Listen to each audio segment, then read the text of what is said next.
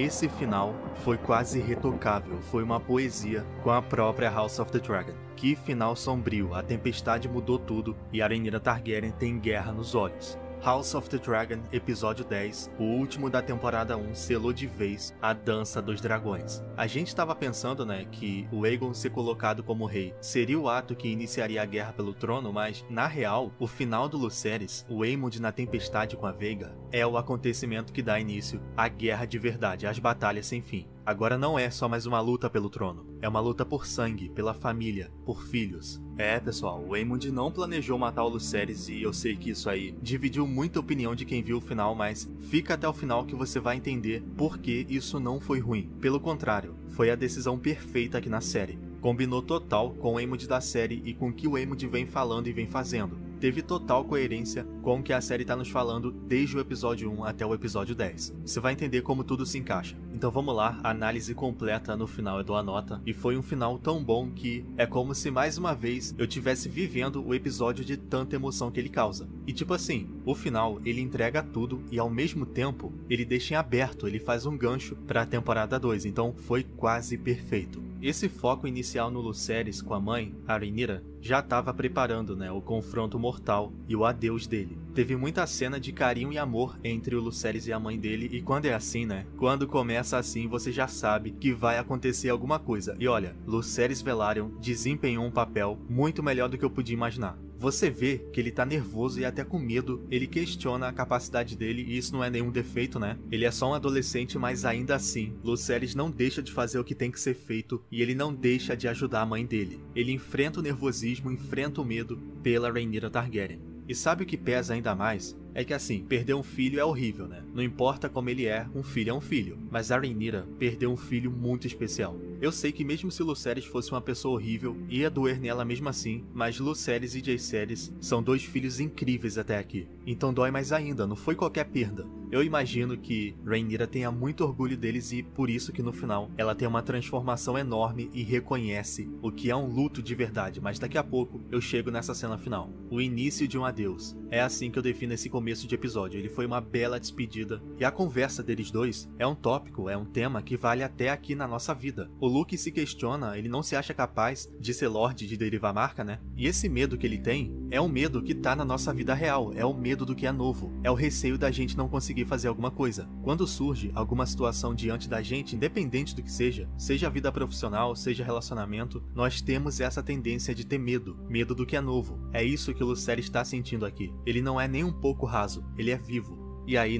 começa a sequência de fogo e sangue literal no episódio 10. Rhaenys Targaryen chega avisando o que aconteceu na capital, que o Viserys morreu, Aegon é rei, e aí ela dá a resposta, do que aconteceu no episódio 9. Rhaenys afirma que essa guerra não é uma guerra que ela deve começar, e esse foi um dos motivos dela não ter queimado os Hightower. O que eu gostei foi que teve como ver nela que a Rhaenys tem consciência de que vai ter uma guerra. Ela não tá sendo ingênua pensando que vai ficar tudo em paz. Ela sabe que vai ter uma luta mortal, e ela assumiu esse risco enorme, a partir do dia que ela deixou Aegon e os Hightower com vida. Isso é importante, A Rhaenys está na linha de fogo e ela vai ter que enfrentar os Hightower e o Aegon de qualquer forma. Então que bom que pelo menos ela tá fazendo isso de um jeito consciente, foi uma escolha. A Rhaenyra estava esperando uma filha, o nome dela é Visenya, então a notícia que a Rhaenys deu ali bateu tão forte na Rhaenyra que acabou adiantando o parto da rainha e ela entrou em guerra com o corpo dela. Rhaenyra estava em conflito com si mesma no parto, ela nem queria que ninguém tocasse nela, e enquanto isso, o Daemon estava iniciando a guerra sem a permissão dela. Esse episódio final fala muito da conexão do cavaleiro com o dragão de maneira indireta. Não tem nenhuma explicação dessa conexão, mas você vê isso nas cenas. Olha que conexão valeriana intocável que a Syrax tem com a Rhaenyra Targaryen. Enquanto ela tá lá sofrendo no parto, você vê pequenas cenas da Syrax reagindo ao que tá acontecendo. A Syrax estava sentindo o que a Rhaenyra estava enfrentando no parto. As emoções estavam conectadas. Mas a cena foi tão real que eu acho que todo mundo sentiu o que estava acontecendo. Mais uma vez, Emma Darcy com uma atuação impecável. Ela é muito boa externalizando dor, sofrimento, angústia, agonia, fica muito real. Ela é muito expressiva, a atuação dela é muito espontânea. Então, ela tem que concorrer ao Emmy no que vem. Daí vem mais uma cena que só confirma o valor dos filhos da Rhaenyra. Como eles prezam pela mãe, cuidam dela e o mais importante, eles obedecem à mãe, que é uma rainha ao mesmo tempo. O Jaehaerys para, ouve que a Rhaenyra não quer que faça nada sem o comando dela, ele acata a ordem e ainda vai enfrentar o Daemon Targaryen. Aqui começou um certo conflito, né, entre Rhaenyra e o Daemon. São 2 pontos. A visão e a decisão da Rhaenyra é adequada e eu acho certo. Ela não quer se mover ainda em relação à batalha, e eu já vou falar do porquê ela pensa assim. Mas o Daemon, né, ele tem um jeito dele de conduzir tudo. E olha, infelizmente é necessário isso que ele tá fazendo. Ele tem sim que planejar e adiantar tudo o máximo possível. Ele sabe que não tem como ajoelhar diante dos Hightower. Não tem diálogo, não tem como. É lógico que, naquele ponto ali do episódio, no começo, cabia sim tentar um acordo, tentar conversar. Mas eu acho que o Daemon já tá pensando lá na frente, sabe? E quando você pensa e enxerga o futuro que cerca toda essa família aí, você meio que percebe que não tem mais como. Não tem como chegar num acordo e numa conversa. E olha que nesse ponto, né, o Lucerys ainda estava vivo, mas mesmo assim, se você pensar a longo prazo, você percebe que não tem mais como ficar em harmonia com os Hightower. Não depois do Aegon ser colocado como rei. Porque assim, a gente sabe o certo, né? A Rhaenyra é a herdeira, então ela devia ser a rainha. Como é que você conserta uma situação dessa? O Aegon já foi coroado diante do povo. Para a população, o rei é ele. Então chegar num acordo é basicamente a Rhaenyra abrir mão do trono e ela não pode fazer isso. Eu só acho que o Daemon devia ter ido ficar com ela no parto. Eu não gosto quando ele é frio com ela, mas eu entendo, né, que ele é assim. Você vê que quando a Rhaenys chega e fala o que aconteceu com Viserys, a primeira reação do Daemon, o sentimento que já vem nele é de lutar e se vingar, porque ele já pega a espada, ele toca na Irmã Sombria e fica todo inquieto. Então, de certa forma, o Daemon estava cuidando da família dele e dos filhos da Rhaenyra também, tanto que ele foi lá e fez os cavaleiros prometerem, jurarem lealdade ao Jaehaerys ou então iam morrer. Essa cena foi muito boa, mas a única coisa esquisita que não ficou muito bom foi o CGI do Caraxes que estava bem abaixo. A textura dele não estava muito real, mas eu imagino, né, que o dinheiro todo foi colocado na cena Vhagar vs Arrax. Lá sim o CGI estava muito bom. Mas o que com certeza foi lindo e não teve nenhum defeito foi a coroação da Rhaenyra Targaryen. Que cena linda, que música linda, que momento histórico. Isso é história sendo escrita na casa Targaryen. E o fogo e sangue literal que eu mencionei acontece bem aqui. A Rhaenyra sozinha preparou a Visenya. Ela não deixou as irmãs fazerem nada, porque quando alguém morre, né, são as irmãs que preparam o corpo. Mas aqui não, ela suja as mãos com o sangue da perda da Visenya e em seguida, olha só, vem o velório com o fogo. O fogo que dá adeus à Visenya, mas que ao mesmo tempo tá queimando enquanto a Rhaenyra é coroada pelo Daemon.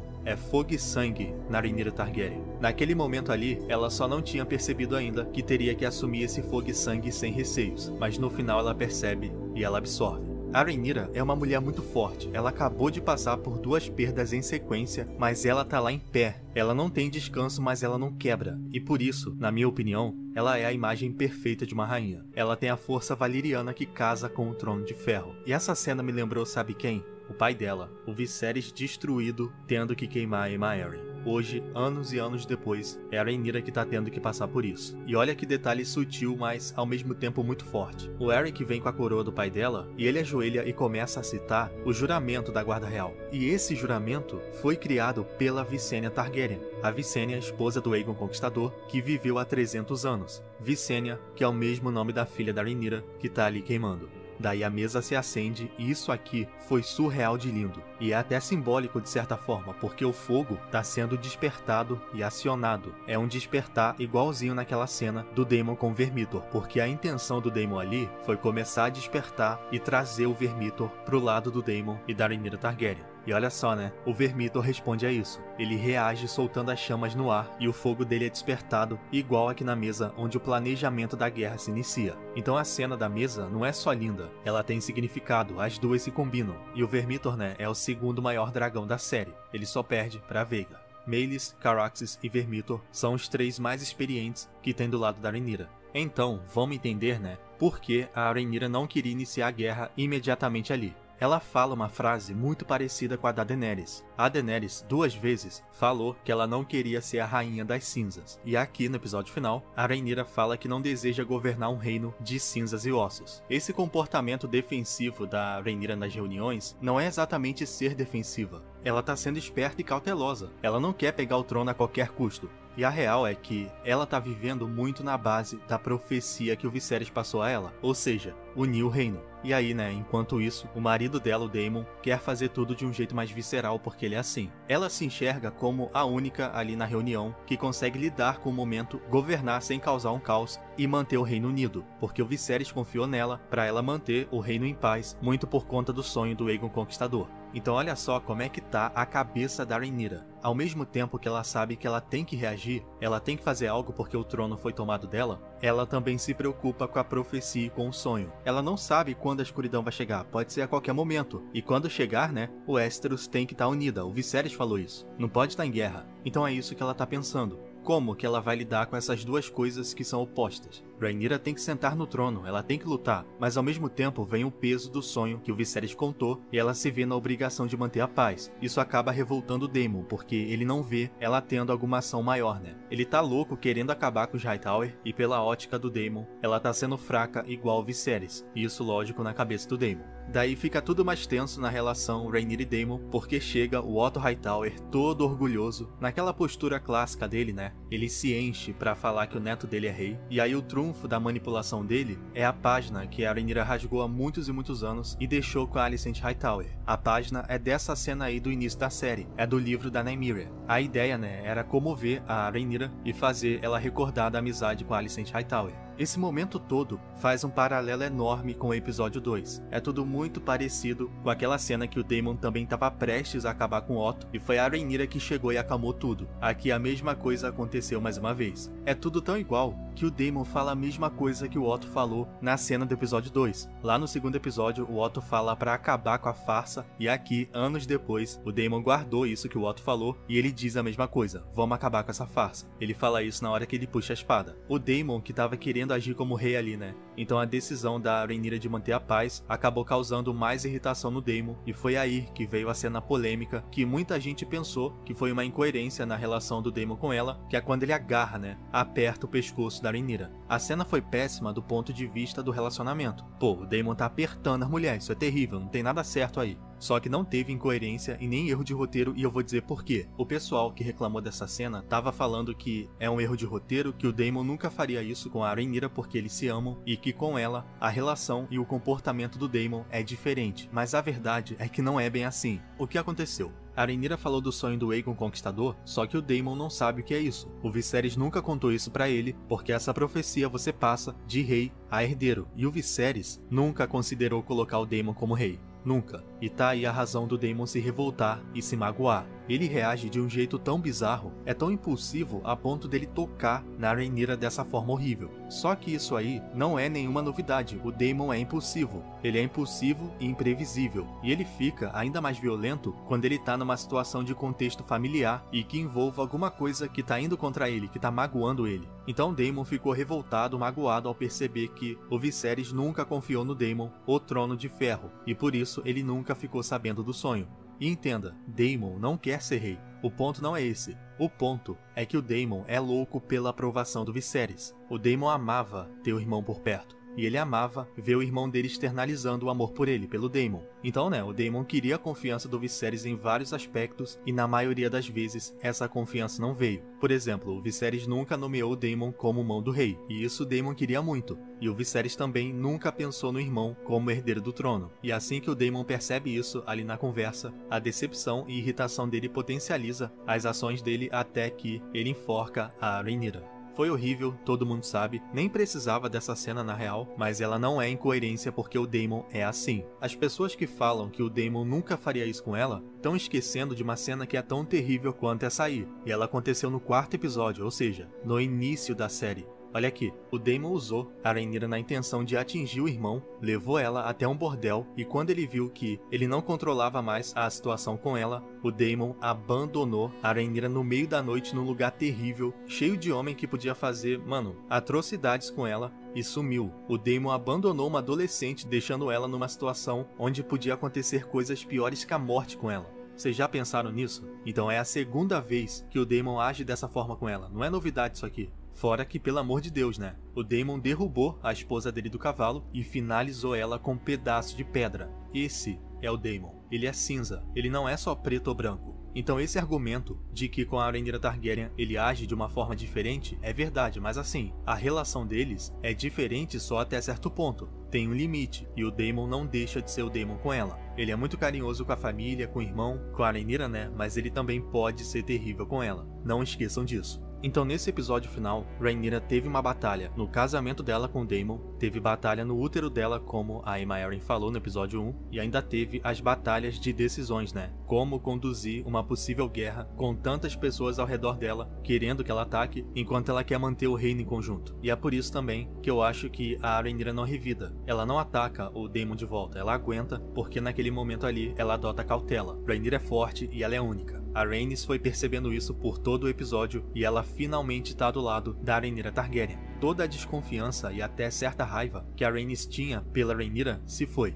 E aí, Corlys Velaryon voltou e voltou da melhor forma. Ele voltou consciente de tudo que ele fez e ele finalmente entendeu que essa ambição dele por legado, essa ambição potencializada, né, só ia causar a queda da Casa Velaryon. O Vaemond, irmão dele, morreu por ambição. O Corlys quase morreu por ambição. Então ele entendeu que tá na hora de recuar um pouco. Na real, né, a ambição não é um erro. A questão é quando você começa a potencializar demais essa ambição até ficar cego. É o que estava acontecendo com Corlys. Ele sempre teve essa ideia fixada em legado, em colocar os filhos o mais perto possível do Trono de Ferro. Ele fez isso com a Laena, com Laenor. E olha aí, né, olha o que aconteceu com eles. Laena morreu, Corlys acha que o Laenor morreu também. Ele não morreu, né, mas ele vazou, sumiu. O Laenor não gostava da vida que ele vivia, o Vaemond morreu e o Corlys cansou disso. Ele tem que ter a noção de quem ele é, né? Corlys Velaryon é lendário. Ele não precisa colocar ninguém perto do trono. Ele já fez o nome dele. Não tem nenhum navegador maior do que o Corlys. O legado da Casa Velaryon é ele, é o Corlys. A Casa Velaryon é a casa mais rica por causa das navegações que ele fez. Então a Rhaenyra ganhou um dos apoiadores com mais peso pro lado dela. Winterfell, a casa Stark, né, é uma casa muito honrada que cumpre o que fala. Portanto, eles já estão do lado da Rhaenyra, porque lá no episódio 1, né, o Rickon Stark ajoelhou diante do Viserys e diante do que o Viserys afirmou. E o que o Viserys afirmou? Ele afirmou a filha dele como herdeira legítima. Então a casa Stark é fiel a ela. Já vai sabendo que o Cregan Stark tá vindo aí e o Jaehaerys tá indo lá conversar com ele. Jaehaerys vai até o Winterfell. Infelizmente, né, essa cena vai ficar pra temporada 2. Mas a preocupação ali naquela conversa é Ponta Tempestade, é o Borros. Quem ele vai apoiar?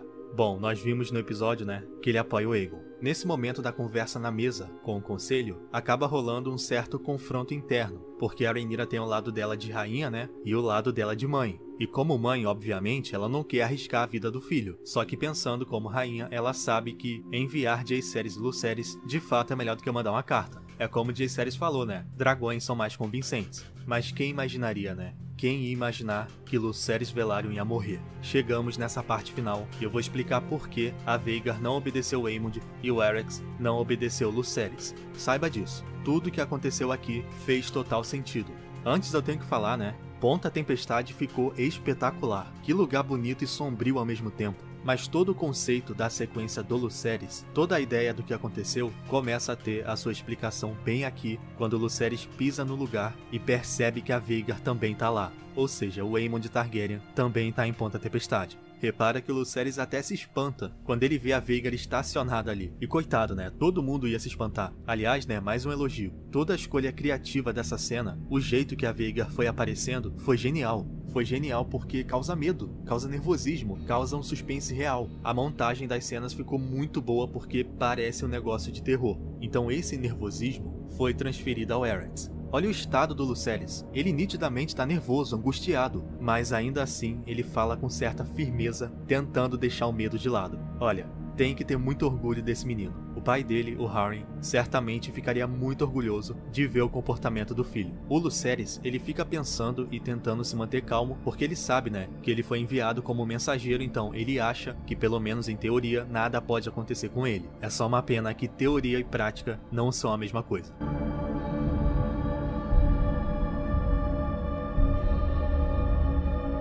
A sequência que começa a partir desse momento parece filme de terror. Inicia uma tortura psicológica com Lucerys. Sério, olha a imponência do Aemond Targaryen. Quando ele remove o tapa-olho, ele fica ainda mais assustador. Parece que a qualquer momento o Aemond vai pra cima de você. E nesse contexto, o Aemond de fato tá aterrorizante, porque ele é um Targaryen com uma aparência de maníaco impiedoso, e eu falo isso no melhor sentido possível, porque ele tem a aparência de uma pessoa sádica e perversa, ainda mais com essa pedra no olho, e ele ainda fica olhando sem piscar. Ele é uma entidade diante do Lucerys. Mas apesar dele ter essa imagem psicopata, sociopata, o Aemond Targaryen não planejou matar o Lucerys em nenhum momento. E isso faz total sentido, sabe por quê? Ou melhor, né? Sabe por que não faz o menor sentido o Aemond querer matar o Lucerys? Porque o Aemond sabe que tem um acordo em andamento entre o Aegon, o irmão dele, o rei, e a Rhaenyra Targaryen. Então como que o Aemond vai pensar em matar o Lucerys? Como? Na série, isso não teria o menor sentido. E assim, independente do acordo ser selado ou não, o Aemond não planeja ser o responsável pelo início da guerra. Logo ele, né, que fala que estudou história, filosofia, o Aemond tem essa consciência, na minha visão pelo menos, ele é politicamente inteligente, então é por isso que não faria sentido ele ter a intenção de matar o Luke. E por isso também, né, que o Aemond teve aquela reação que deu ruim total quando a Vhagar devora o Lucerys. É porque o Aemond soube bem ali que essa responsabilidade é dele, independente da intenção, e que não tem mais volta. Então aqui nesse episódio final, toda essa sequência, além de ser excelente, tem muito sentido. É só a gente parar um pouco de ficar olhando Fogo e Sangue e ver o que a série tá falando com a gente. Aemond Targaryen é um agente do caos tipo Daemon. Só que o Aemond conhece limites na cabeça dele. Ele tem a noção do que ele não pode fazer. A intenção real dele foi assustar o Luke, tacar o terror nele, porque o Aemond tem uma certa raiva do Lucerys, afinal, né, o Luke arrancou o olho dele. E tá aí mais um motivo do porquê a morte dele não foi proposital. O Lucerys nunca arrancou a vida do Aemond Targaryen. Ele arrancou somente o olho. Então me fala, por que o Aemond ia querer matar o Lucerys? Me fala. Olha quanto contexto o Aemond Targaryen tem pra não fazer isso. Ele sente raiva do Luke, óbvio. Talvez ele até se imagine matando o Luke, mas imaginar e fazer tá muito distante. A impressão que eu tive, talvez eu esteja errado, mas pelo que eu vi, quem achou isso aí ruim é quem leu Fogo e Sangue e já tinha uma expectativa fixada, achando que a cena ia acontecer de um jeito, e aí quando viram, né, que não aconteceu como eles estavam pensando, o pessoal acabou achando ruim. O problema, né, é que House of the Dragon e Fogo e Sangue não são a mesma coisa, e muita gente se recusa a entender isso. Então o Aemond Targaryen quer o olho do Luke, não a vida.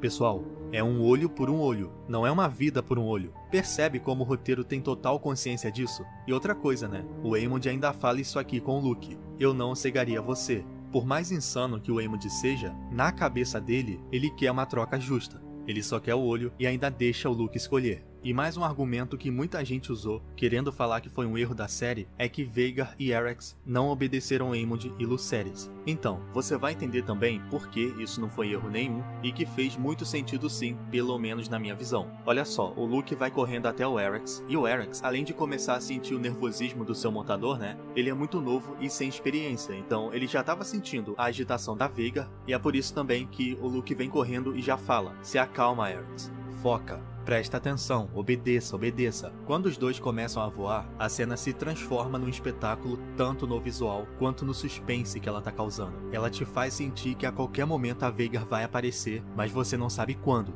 E por conta da tempestade, né, o Arrax estava com muita dificuldade de voar. Ele até voou bem, mas ele é muito mais rápido do que isso. O Arrax é infinitamente mais novo e menor do que a Vhagar, portanto ele é muito mais rápido do que ela. O problema foi a tempestade, isso diminuiu a velocidade do Arrax e por isso ele foi alcançado. E aí, meu Deus, vem essa cena, esse momento assustador da Vhagar gigantesca por cima do Arrax. Isso é uma cena digna de final, né? E você ainda ouve a risada sádica que o Aemond dá. Isso aí é o lado adolescente dele surgindo. Esse Aemond ainda não é o Aemond Targaryen completo da série, ele tá em formação ainda. O Aemond estava pensando que ele controlava tudo ali, e aí o Arrax foi ficando cada vez mais em pânico. O Luke tentava acalmá-lo e manter ele no foco, mas o Luke também estava com medo, e tudo isso estava sendo cada vez mais absorvido pelo Arrax, da mesma forma que a Vhagar estava sentindo a vontade, né, do Aemond Targaryen de causar um certo caos ali, de atacar o Lucerys e o Arrax. E desde o começo da perseguição, a Vhagar já estava atacando e mordendo, só que assim, a opinião que eu tenho vendo a cena é que são ataques que facilmente o Arrax desvia, e eu penso que o Aemond sabia disso. Um exemplo, é como um treino de espada. Você não tá atacando real a pessoa que tá treinando com você, mas ainda assim você tá atacando. Só que são ataques, né, que você vai desviar fácil. E nem sempre o treinamento acontece com espada de madeira, às vezes é com uma espada real.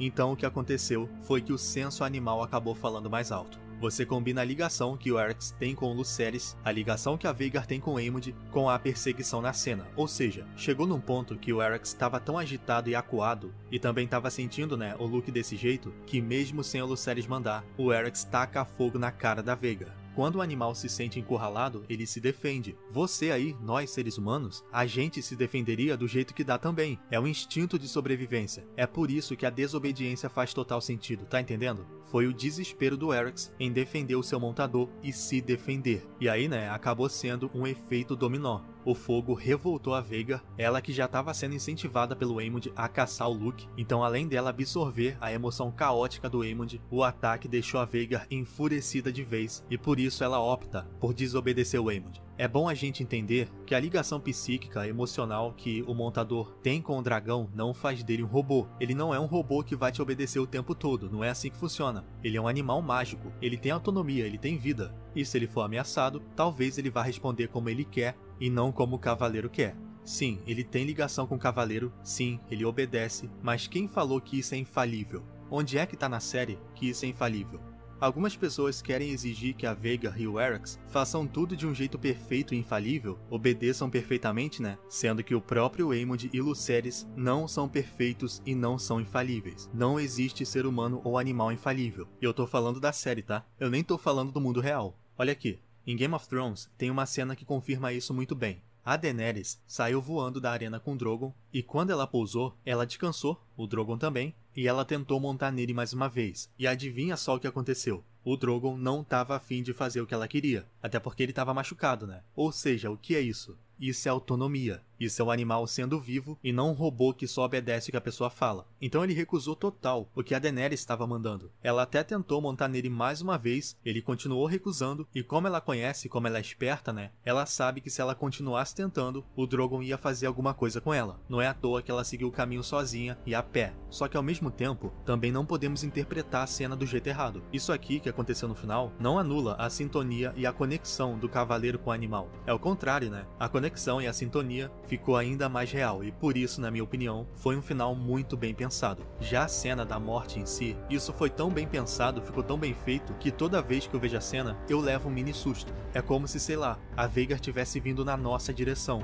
É impossível eu achar isso aqui ruim. E tem muito mais a ser falado desse momento Veigar vs Erix, tanto que eu vou fazer mais um vídeo dedicado a detalhar toda a cena do Aemond com o Luke, porque tudo isso aí, né, vai ter uma consequência enorme não só na guerra, mas no Aemond Targaryen em si. Como eu disse, ele tá em formação, então ele deve mudar muito depois do que houve, e ele vai voltar à capital, ele vai ter que contar o que aconteceu. Imagina, qual vai ser a reação do Otto Hightower, da Alicent, do Aegon, que é o rei. Então esse vídeo vai sair depois da análise aqui. Eu vou finalizar citando duas conversas, duas frases, né, que Viserys Targaryen e Daenerys já falaram na House of the Dragon e em Game of Thrones. No primeiro episódio, o Viserys está conversando com a filha dele e ele fala que a ideia de controlar dragões é uma ilusão. Então você não tem o domínio real dele. Você tem domínio até onde o animal permitir. E qual é a frase clássica e icônica da Daenerys Targaryen? Zaldrizes busdaris cusdaor. Um dragão não é um escravo, então não pode esquecer isso nunca. O momento final é a Rhaenyra descobrindo o que aconteceu com o filho dela. Essa cena foi ideia do Matt Smith, o ator do Daemon. Ele até vem caminhando meio que chorando porque ele leva a mão no rosto. E se antes ela estava sendo cautelosa e não queria iniciar a guerra,